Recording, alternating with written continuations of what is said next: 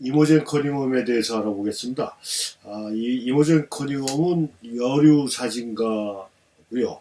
그다음에 우리가 배웠던 엔젤 아담스, 워커 에반스하고는 굉장히 밀접한 관계가 있던 그런 사진가고, 그들과 더불어서 F64를 구성했던 그런 핵심 멤버라고 이렇게 볼 수가 있고요.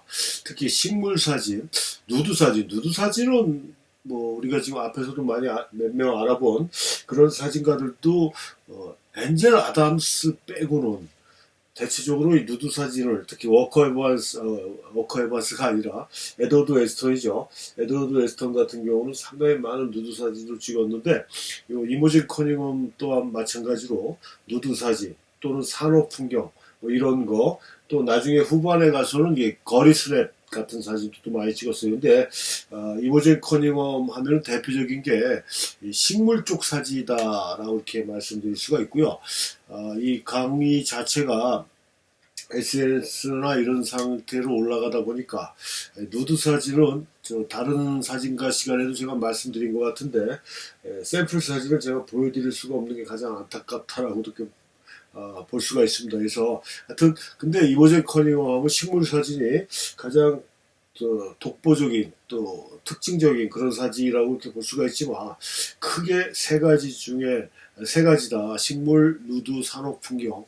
지금 뭐 아까도 말씀드렸듯이 인물 사진 같은 경우는 뭐 자기가 그러니까 전문 사진가가 아니더라도 유명 사진가들은 인물 사진도 또 꽤 많이 찍었어요. 하여튼 그런 특징들이 있는 게 이모젠 커닝엄인데, 이 커닝엄은 사진의 아주 자연현상에 매료돼가지고 초창기 이모젠 커닝엄도 마찬가지입니다. 엔젤 아담스나 에드워드 웨스턴처럼 회화적인 사진을 많이 했죠. 회화적인 사진을 많이 했는데, 이 회화적인 사진을 하다가 이 스트레이트한 사진 쪽으로 넘어온 케이스가, 그러니까 초창기에 1800년대 태어났던, 19세기 후반에 태어났던 이런 사람들의 공통점들이 이런 회화주의, 사롱풍 형태의 사진을 하다가 스트레이트한 사진 쪽으로 방향을 틀었던 그런 사진가들이 상당히 많습니다. 그 중에서도 이모젠 커닝엄도 마찬가지고요. 아까 앞에서도 말씀드렸듯이 이렇게 대표 사진은 아니지만 이런 식물의 패턴이나 식물의 구성, 이런 형태라든가, 요거는 뭐 이렇게, SNS 상에서도 이렇게 통제가 안 될 것 같은 그런 사진이라 제가 이렇게 올렸는데요. 이런 누드라든가, 뭐 이런 형태의 사진. 그 다음에 아까도 말씀드렸듯이 이런 산업 풍경, 이런 형태의 사진이 이모젠 커닝엄의 대표적인 사진이라고 이렇게 볼 수가 있다라고 했는데, 그 중에서도 가장 대표적인 게 식물 쪽 사진이다라고 이렇게 말씀드렸습니다. 그래서 초창기에는 그 상징적 초상 사진 작업을 해가지고 대형 포맷으로 찍으니까 뭐 상징적인 초상 작업이다라고 좀 어렵게 표현이 되어 있는데, 회화주의다, 그러니까 연초점에 의한 소프트 포커스에 의한 회화풍의 그런 그림과 같은 사진을 찍어내는 게 가장 대표적인 사진들이었고요. 또 대형 포맷을 오래전에 사진했던 사진가들은 대체적으로 이 포맷이 큰 카메라들을 많이 사용했고, 당시만 해도 뭐 소형 카메라가 지금처럼 이렇게 고도로 정밀화되고 했던 상황이 아니었기 때문에 대형 포맷 카메라들을 상당히 많이 썼습니다. 그 다음에 이 누드 사진, 꽃을 연상시킨다고 그러는데요. 글쎄, 저는 뭐 이모젠 커닝엄의 누드 사진을 보면서 꽃이 연상되지는 않았는데 뭐 이렇게 표현한 사람도 있습니다. 꽃을 연상시키고, 식물 사진은 우리가 후반부에 20세기의 후반부에 20세기 후반은 아니네요. 로버트 매플소프라고 또 미국을 대표하는 그런 사진가가 있었는데요. 양성애자고 사진이 상당히 독특합니다. 누드라든가 섹스 심볼 같은 거 뭐 이런, 어떻게 보면 굉장히 저속하다고도 할 수 있는 이런 형태의 사진 작업도 꽤 많이 했는데, 이 매플소프가 이 꽃사진 같은 경우를 상당히 많이 찍었어요. 꽃사진을 많이 찍었는데, 매플소프의 후반의 꽃사진이 이모젠 커닝엄의 사진적인 재발견이다라는 얘기도 할 정도로 영향을 줬지 않았을까라는 얘기를 듣는다는 얘기겠죠.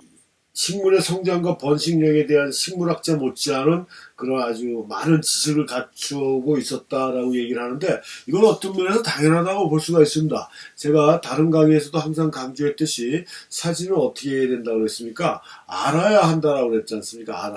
알아야 면장한다라는 옛날 말이 있습니다. 젊은 친구들은 무슨 말인지 잘 못 알아듣는데요. 그러니까 알아야 뭐든지 할 수가 있는데, 우리가 유명한 사진가라는, 특히 지금 우리가 강의를 하고 있는 20세기 위대한 사진가들의 공통점은, 만약에 100명의 사진가가 있다면 100명의 사진가의 공통점이 자기가 찍고자 하는 대상에 대해서 누구보다 많이 알고 있다라는 얘기거든요. 그런 자기가 찍는 대상에 대해서 굉장히 많은 정보나 이해력을 갖고 있어야만이 자신이 표현하고자 하는 그 사진의 결과물을 제대로 만들어낼 수 있다는 게, 이게 사진의 그 모범 답안입니다. 그러니까 당연하게 이 식물 사진을 많이 찍었던 이모젠 커닝엄 같은 경우도 식물학자 뺨칠 정도의 많은 지식을 갖고 있었다라는 거는, 그건 어떤 면에서 굉장히 당연한 것이다.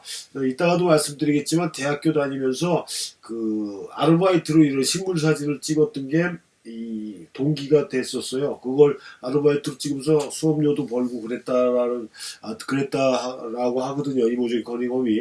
하여튼 그렇게 보시면 되겠고요. 이 커닝엄이라는 거는 뭐 섹스피어의 소설에 뭐 신벨리라는 게 있나 봐요. 저는 모르겠는데요. 거기에 여주인공의 이름을 따서 이모젠이라는 이름을 붙였다라고 얘기합니다. 그러니까 이름이, 거기에 그 여주인공 이름을 따서 붙인 이름이 이모젠 커닝엄이라는 얘기겠죠. 그래서 이 사람은 어디서 태어나냐면은 미국의 오레건주라고 있습니다. 그러니까 미국 서부 지역에 태평양 연안에 있는 주가 세 개가 있죠. 워싱턴주, 제일 서북미라고 해서 제일 북쪽에 있는, 위에 있는 게 워싱턴주고, 그 아래가 오레건주고, 그 다음에 그 밑에가 멕시코하고 맞닿고 있는 데가 캘리포니아주인데, 세 개 주가 있는데, 그러니까 중간에서 태어났다라고 보시면 되겠어요. 서부 해안의 중간 오레건주라고, 포틀랜드고, 뭐 그렇게 큰 세계적인 기업은 많지는 않은데, 나이키의 본사가 오레곤에 있습니다. 오레곤에 있는데, 거기에서 10남매의 5째로 태어났대요. 그러니까 우리나라나 서양이나 옛날에는 굉장히 대가족을 형성했다라고 이렇게 볼 수가 있겠죠. 지금 우리나라는 지금 인구가 너무 줄어들어서 굉장히 큰 고민을 안고 있는데, 하여튼 10남매의 5째로 태어났고, 누가 시키지도 않았던 것 같아요. 그 다음에 학교 교육 과정에도 없었는데, 주말이나 방학을 통해서 미술 공부를 했다라고 합니다. 미술 수업을 받았대요. 뭐 자기가 원했는지 부모가 시켰는지 잘 모르겠지만, 미술 공부를 따로 공부를 했고요. 그 다음에 성장기에는 이제 몇 살에 시애틀 쪽으로 올라왔는지 모르겠지만, 오레건주 위쪽에 아까도 말씀드렸듯이 워싱턴주가 있고, 워싱턴주에서 가장 대표적인 동네가 시애틀이라는, 요즘 전에는 잘 몰랐어요. 좀 나이 든 사람들은 뭐 시애틀의 잠 못 이루는 밤 그래가지고 그렇게 알고 있는 분들이 많았는데, 요즘은 뭡니까?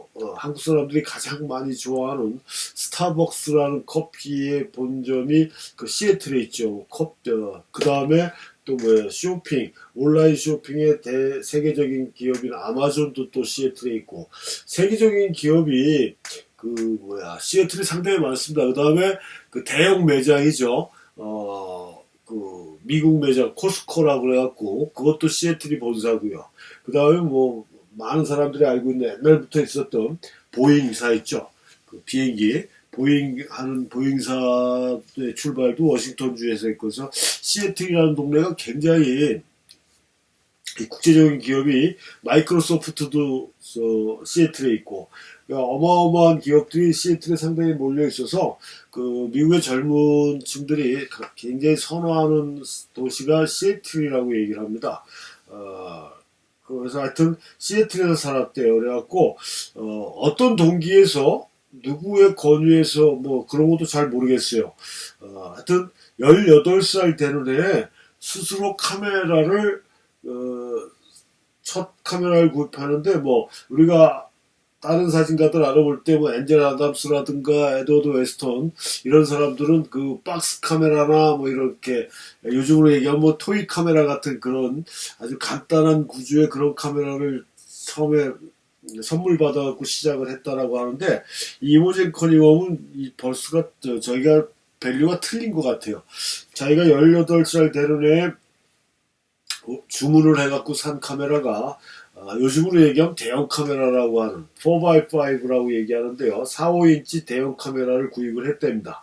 그러니까 대형 카메라 중에서도 포맷이 제일 작은 거긴 하지만 상당히 큰 카메라거든요. 그걸 구입을 해서 사진을 찍었다라는 거예요. 그래갖고 1903년에 워싱턴주에서 가장 큰 대학이, 뭐 미국이란 나라는 연방 국가지 않습니까? 그래서 주마다 다 자신들의 그런 특징들이 있는데, 뭐 대부분 대학이 이 주립 대학이 그래도 굉장히 알아주는 그런 형태인데, 워싱턴 주에도 그쪽 애들은 UW라고 그럽니다. UW라고 해요. UW 그러는데, 워싱턴 주립대에 1903년도에 화학 전공으로 입학을 한대요.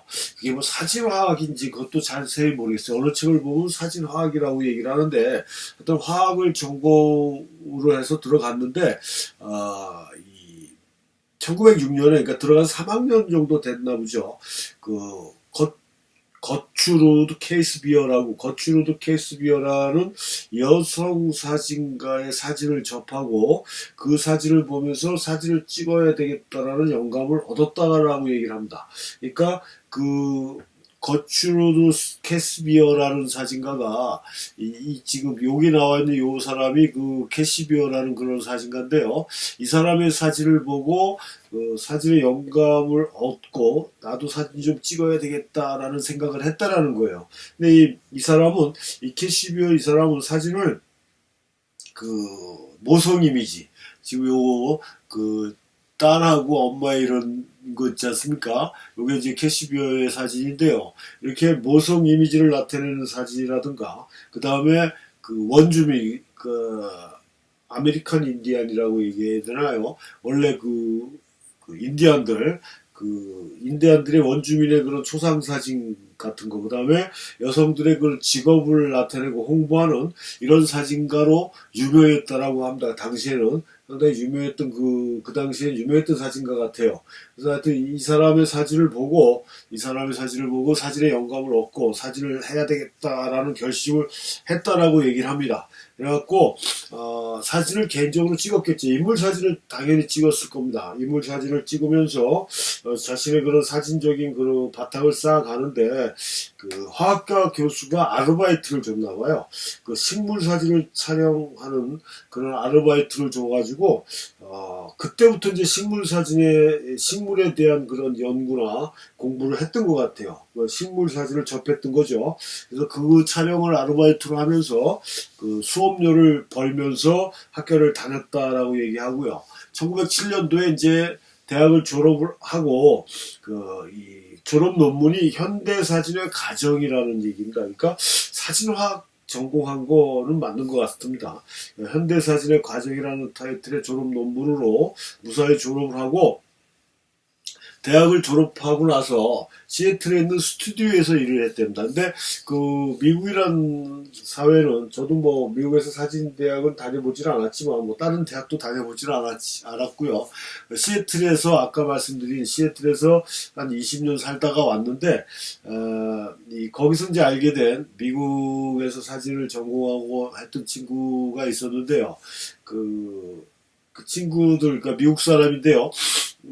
그 친구도 얘기 들어보면은, 대학을 졸업해서 사진을 전공을 했던, 사진을 좋아했던 간에, 자기가 사회에 나가기 전에, 그러니까 사회에 본격적으로 나가기 전에, 자기가 좋아하는, 그러니까 로망의 어떤 사진가들한테 가서 조수로 일하는 경우가 상당히 기본적인 것 같아요. 그렇게 가서 견습생으로 일을 하면서, 그 분야에 대한 사업적인 그런 마인드라든가 뭐 사업 운영 방법도 배우고, 사진적인 기술이라든가 테크닉도 배우고 하는 이런 식으로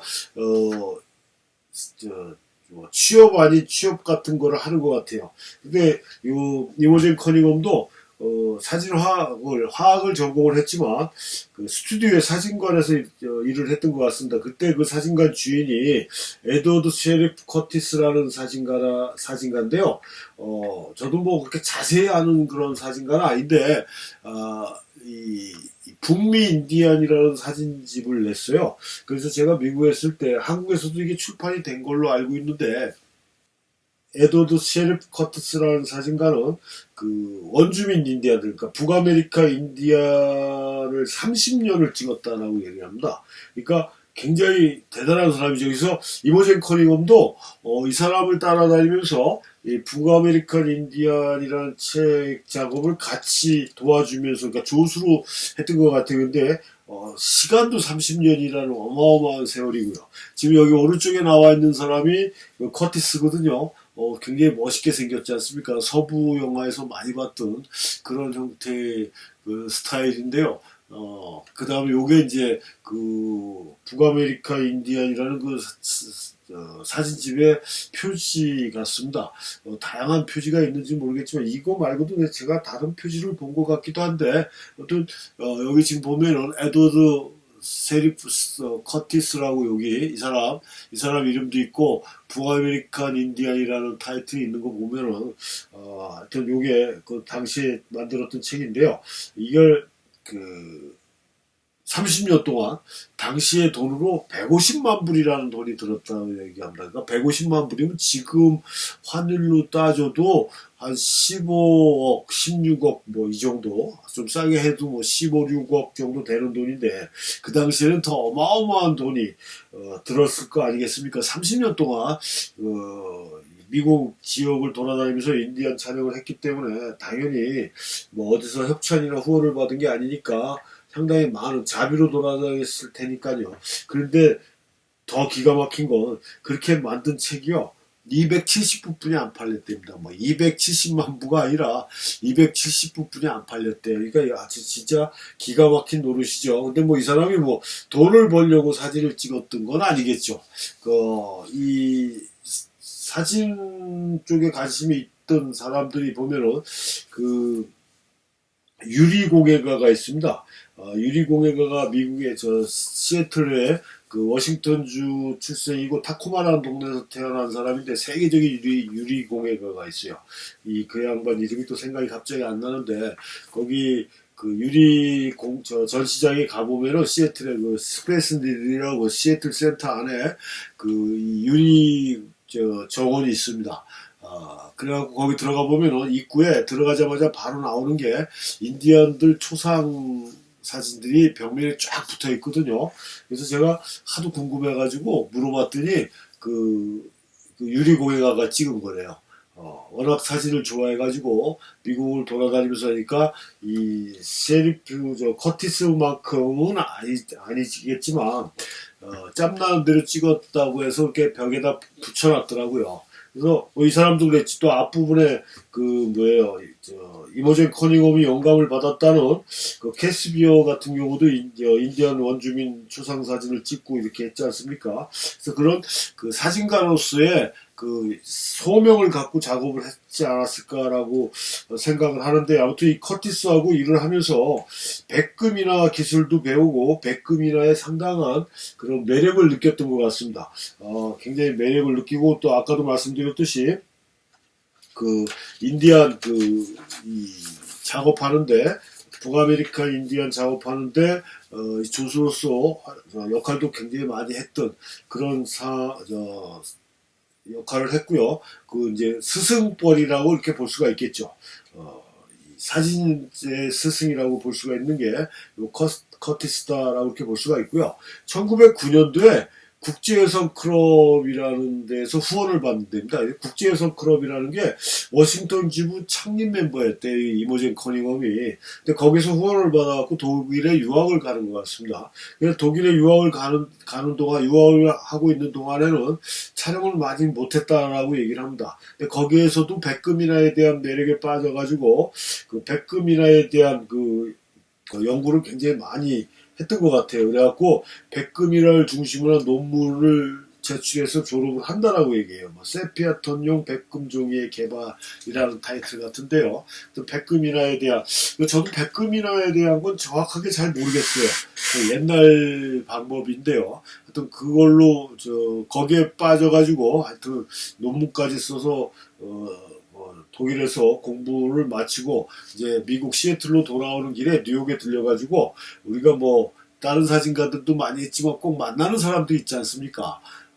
요 옆에 있는 사람이 요 사람, 오른쪽에 있는 사람이 알프레드 스티글리치, 뭐 엔젤 아담스도 이 사람 찾아가고 에드워드 웨스턴도 이 사람 찾아가고 많은 사람들이 나중에 하여튼 많은 사람들이 그 당시에 활동했던 사진가들은 좀 뭐만 있다 그러면은 알프레드 스티글리츠를 찾아가는 것 같아요. 그러니까 알프레드 스티글리츠라는 사진가는 상당히 매번 얘기하지만 현대 사진에 20세기 사진에 중추적인 역할을 했던 그런 사진가였기 때문에 사진에 관심이 있고 사진을 하는 젊은 사진가들이 이 스티글리츠를 많이 방문하고 찾아갔다라고 이렇게 볼 수가 있고요. 그래서 하여튼 거기 뉴욕을 들려서 이 왼쪽에 있는 요 사진이 엘빈 랭돈 코먼이라는 사진가인데요. 실험적인 사진을 했던 사진가 중에 한 사람이고 사진을 예술적인 분야로 생각을 해서 다양한 시도나 그러니까 부감 촬영이라고 해갖고 우리가 하이앵글이라고 얘기를 하는데요. 하이앵글을 최초로 시도했다라는 평을 받고 있는 사진가가 엘빈 랭돈 코먼이고 뭐 보르도스코프라고 그래갖고 균열되고 깨지고 한 유리에 반영된 모습들을 또 촬영을 하는 이런 형태라든가 약간 회화풍의 형태의 작업을 했던 그런 좀 약간 실험적이고 어떤 면에서 혁신적인 그런 사진가라고 볼 수 있는데 사전에 알았던 사진가인지는 모르겠지만 랭돈 코먼도 만나고 그 다음에 자신한테 사진에 영감을 줬던 캐스비어도 거기 가서 또 만나고 이런 식으로 해서 사진의 그런 인간적인 관계를 좀 넓혔던 것 같습니다. 그래갖고 시애틀로 돌아와서 스튜디오를 이제 창업을 하는 것 같아요. 스튜디오를 창업을 하는데 거기서 이제 초상 사진하고 화보 작업을 하면서 상당히 소비자들한테 상당히 좋은 많은 호평을 받았던 것 같습니다. 근데 이 작업 자체가 이 스튜디오 작업의 대부분 자신의 집이나 거실이나 숲속에서 이루어졌는데요. 자신의 남편 될 사람, 그 당시엔 남편이었는지 모르겠어요. 예술가이면서 미술 선생도 했는데 예술가이고 판화 제작자인 남편하고 시애틀에서 가장 유명한 대표적인 명산이 국립공원이죠. 레이니어 국립공원이라는 게 있습니다. 그게 이제 원래 인디안 말로는 타오마인데 성스러운 산인가 이런 뜻의 타오마인데 백인 특히 밴쿠버라고 해갖고 캐나다 밴쿠버 도시 이름이 있지 않습니까? 영국 해군인가 탐험가의 이름이에요. 이 밴쿠버라는 사람이 지금 미태평양 지역을 탐험하면서 밴쿠버 도시의 항구의 바닷가의 모습에 반해갖고 자기 이름을 붙이고 이 레이니어라는 거는 자기 이름을 또 붙이려니까 염치가 없었던지 자기하고 제일 친한 베스트 프렌드라고 하는 레이니어라는 친구가 있었나 봅니다. 그 이름을 붙였다라고 얘기를 해요. 그러니까 사람 이름이라고 보시면 돼요. 거기가 아주 굉장히 눈산이거든요. 1년 내내 만년설이 있는 그런 눈산인데 요즘은 기후변화로 여름 되면 많이 녹아갖고 굉장히 안타까움을 자아내는 그런 산이 있습니다. 5,000m가 넘는 그런 아주 굉장히 높은 산인데요. 거기 이제 남편하고 레이니어 야생 거기가 워낙 높은 지역이고 1년 내내 만년설이 있다 보니까 눈 밑에 중간 정도 되면은 여름에 초여름에 봄이라고 볼 수 없어요. 밑에는 여름인데 거기는 그 시점에 이제 봄인 것 같아요. 야생화가 아주 짧게 아주 화려하게 필 때가 있습니다. 그때 한번 올라간 것 같아요. 그래서 야생화 밭에 올라가갖고 남편이 옷을 홀렁홀렁 벗더니 누드 모델이 돼줬던 것 같습니다. 그래서 그게 미술협회, 시애틀 미술협회에서도 공개되고 신문에 게재되고 막 이렇게 됐던 것 같아요. 근데 그걸 게재하고 나서 상당히 욕을 많이 먹었답니다. 부도덕한 여성이라는 비난도 받고 막 그랬는데 뭐 그런 비난 때문에 비즈니스가 잘 안 되고 했던 거는 전혀 없었던 것 같아요.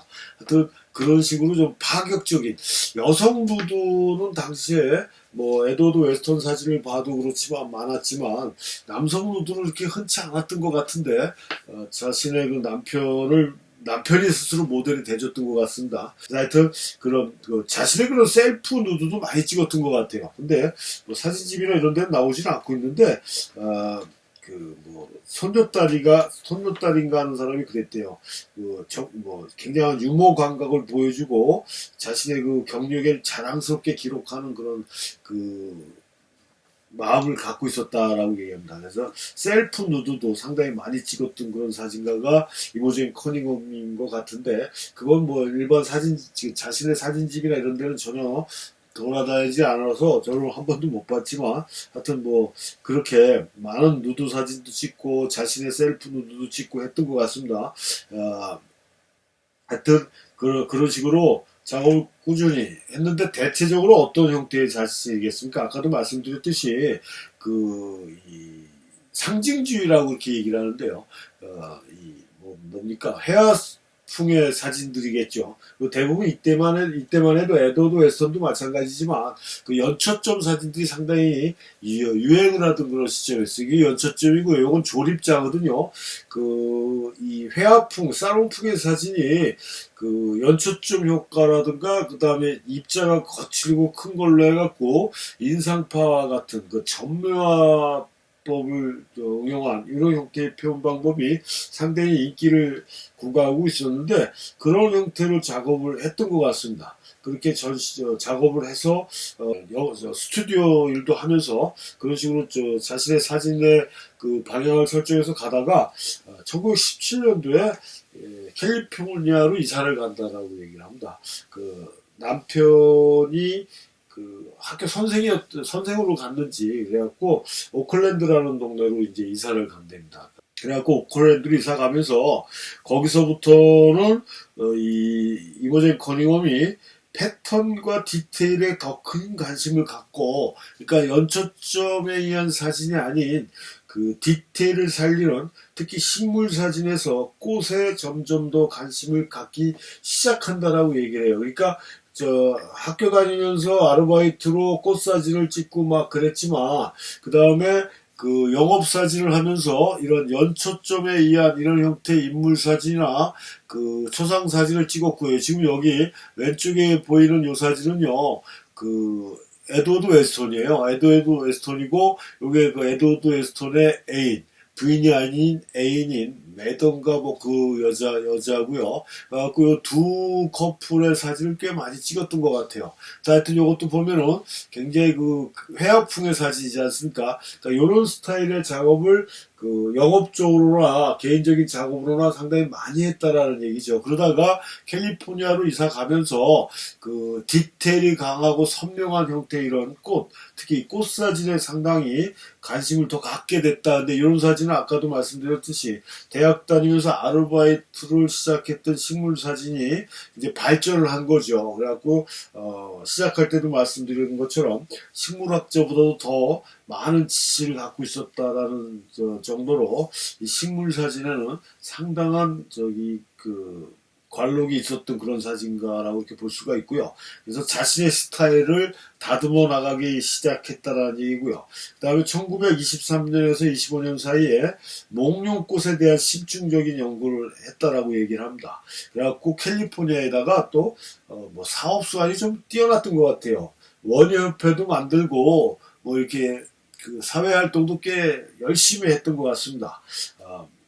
그래서 이미지는 매우 자세하고 명확해서 원예학자들이 상당히 연구하는데 이모젠 커닝엄의 이미지를 많이 사용했다라고 얘기합니다. 하여튼 그런 식으로 식물의 그런 디테일이나 이런 형태의 묘사하는 쪽의 사진을 캘리포니아 쪽으로 이주하면서 더 많은 관심을 갖게 됐고요. 그 다음에 이제 1929년도에 캘리포니아 쪽으로 이사를 갔기 때문에 당연히 그쪽에 그 대표라고 할 수 있는, 대부라고 할 수 있는 사람이 누구겠습니까? 에드워드 웨스턴이죠. 에드워드 웨스턴을 만났겠죠. 만났는데 1929년에 이모젠 커닝엄의 사진 10장, 그 10장이 그 식물 사진 8개 하고, 그 다음에 산업 사진하고 누드 사진 하나, 산업 사진 하나에 총 10점을 이 전시하는데 후보를 지명을 해줬던 것 같아. 에드워드 웨스턴이요.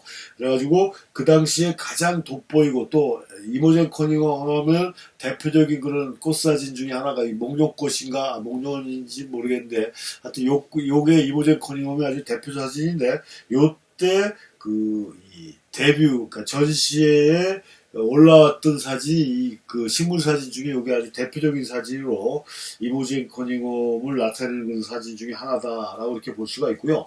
그래서 이렇게 식물 사진도 열심히 아주 디테일이 강한, 그다음에 그전 앞에서도 봤듯이 그 연초점에 의한 그 회화풍의 사진이 아닌 스트레이트한, 사실성을 강조하고 디테일을 강조한 이런 형태의 사진으로 완전히 방향을 전환하면서 이 식물 사진에 점점 더 이 자신의 그런 사진적인 매력에 빠져들기 시작하면서 이 사진의 방향을 다시 한번 또 트는데요. 이 인간의 형태, 특히 손, 그런 형태 쪽, 그러니까 부분적인 신체의 부분에 상당히 많은 관심을 갖고 접근을 하기 시작합니다. 그 중에서 그 예술가나 이런 사람들의 손에 대해서 관심이 상당히 많고요. 뭐 손뿐만이 아니라 발도 찍고 귀도 찍고 뭐 이런 식의 그 인간의 그런 신체의 부분적인 쪽에 포커스를 맞춰서 작업하는 이런 형태로도 또 작업 스타일을 또 바꿔 나갔다라는 얘기겠죠. 그래서 그 예술가들이나 음악가의 손에 매료돼서 그쪽에 또 심혈을 기울여서 작업을 하다가 그 벤티 페어라는 데가, 베티 페어인가 뭐 베티 페어라고요. 그 잡지상가 뭐 정확하게는 저도 잘 모르겠는데 그 거기에 소속이 되는 것 같습니다. 취업이라고 돼 있긴 한데 거기에 소속이 돼가지고 거기는 스타들을 촬영하는데 그 노 메이크업으로 촬영을 하는 게 특징이었던 것 같아요. 그래서 거기서 또 많은 인물 사진을 찍고 작업을 하고, 이 베티 페어에 상당히 오랫동안, 베티 페어가 폐관될 때까지, 폐업할 때까지 거기서 계속 베니티 페어, 베티 페어가 아니라 베니티 페어네요. 베니티 페어에서 폐관할 때까지, 출판이 중단될 때까지 이 베니티 페어에서 일을 했다라고 이렇게 볼 수가 있고요. 일을 했고요. 거기서 이 베니티 페어에서 그 못생긴 남자의 초상사진 시리즈를 또 만들었던 것 같아요. 그래갖고 이모젠 커닝엄한테 그거를 의뢰를 했던 것 같습니다. 그런데 거기에 유명한 사진가들이 껴있어요.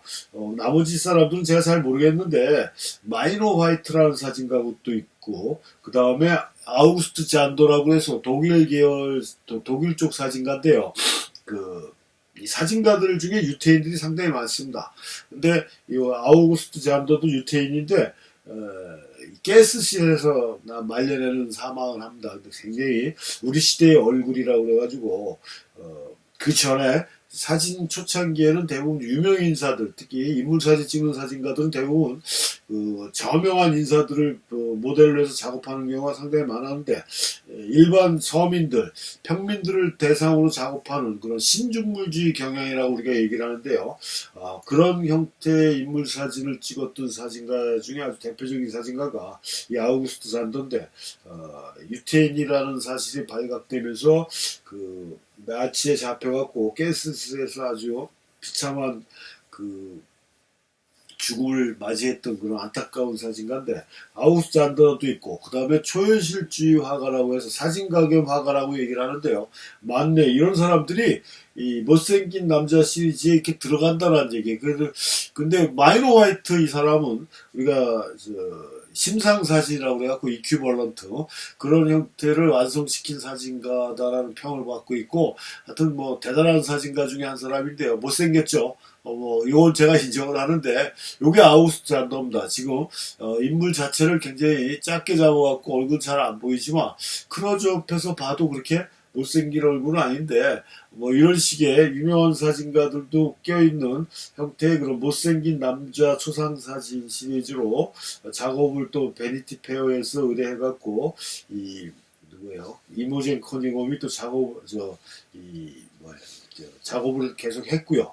그 다음에 뭐 시작할 때도 말씀드렸지만 에드워드 웨스턴을 중심으로 한 그 F64 그룹이 있다라고 얘기했지 않습니까? 그러니까 그 견습생이었어요. 엔젤 아담스라든가 월라드 반 다이크라고 그래가지고 그 에드워드 웨스턴의 견습생이었던 이 사람들이 그 사진의 그런 그 경향을 그 의견을 일치해가지고 그 만든 모임이 그 F64라는 모임이 있는데 그 F64 멤버의 한 사람이 또 누굽니까? 이모젠 커닝엄이라고 얘기를 했지 않습니까? 그래서 그 사진에 그 F64가 다시 한번 말씀드리면 뭐라 그랬어요?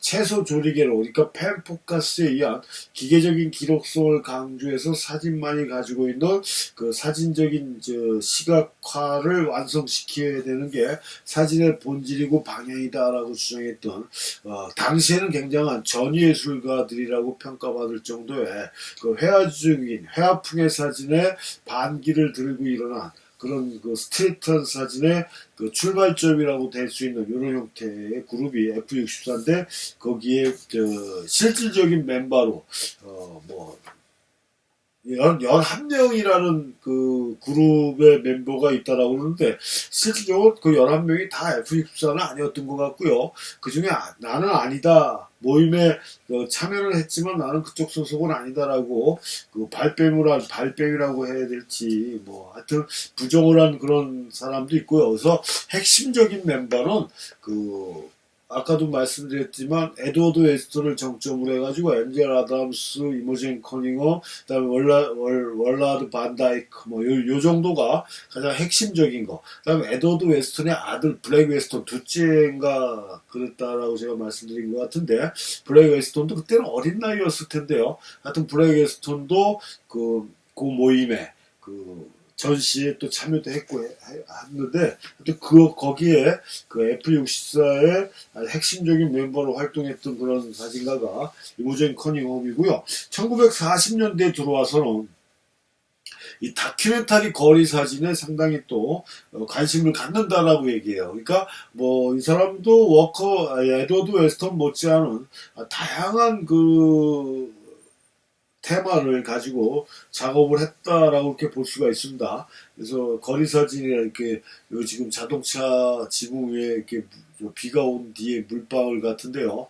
거리의 스냅이라든가 이 거리 사진 쪽에 상당히 많은 관심을 갖고 그 말년이라고 볼 수는 없지만 말년이죠. 40년대니까 1880 몇 년도에 출생했으니까 하여튼 그래서 상업 사진하고 스틸 사진을 하면서 이런 거리 사진도 병행해서 작업을 했고요. 그다음 1945년도에 제가 엔젤 아담스 강의에서도 말씀드린 것 같은데 캘리포니아 스쿨 오브 파인 아트라는 곳에서 교수로 또 예술학과 교수로 활동도 했던 그런 사람이 이모젠 커닝엄이다. 그다음에 1964년도에는 에드워드 웨스턴의 삶과 작품에 대한 그런 그 워크숍도 또 진행을 했고 93살인가? 93살이란 나이에 사망한 것 같은데요.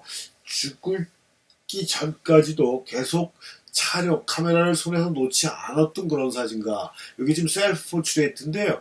여기 지금 희미하게 보이는 요게 굉장히 노년의 이모젠 커닝엄인데 상당히 나이가 상당히 많이 들어 보입니다. 요때 이런 식으로 엄청난 나이가 들었음에도 불구하고 이 카메라를 손에서 놓지 않은 어떤 면에서는 진짜 진정한 사진가의 모습을 보여줬던 사람이 1976년도 6월달에 사망하는 걸로 되어 있는데요. 죽기 전까지는 상당히 건강했던 것 같습니다. 같은 FX14 그룹의 멤버였던 엔젤 아담스라든가 이런 사람들은 관절도 안 좋고 뭐 통풍도 생기고 그 다음에 에드워드 웨스턴은 파킨스병에 걸리고 해서 좀 병으로 고생하다가 죽은 경우가 대부분인데 요 이모젠 커닝엄은 93살이라는 지금 뭐 93살 이렇게 일반적인 노인네들 나이가 돼버렸는데 그 당시에 93살이면 굉장히 많은 나이죠. 하여튼 그때까지 장수하면서 사진에 대한 열정을 놓지 않았던 이런 사진가가 이모젠 커닝엄이다 라는 점입니다. 그러니까 우리한테 상당히 많은 영향을 줬던 그 F64라는 스트레이트한 사진의 본질을 회복하고자 노력했던 초창기 사진가 중에 한 사람이 이모젠 커닝엄이다라는 점을 말씀드리면서 수업을 마치겠습니다.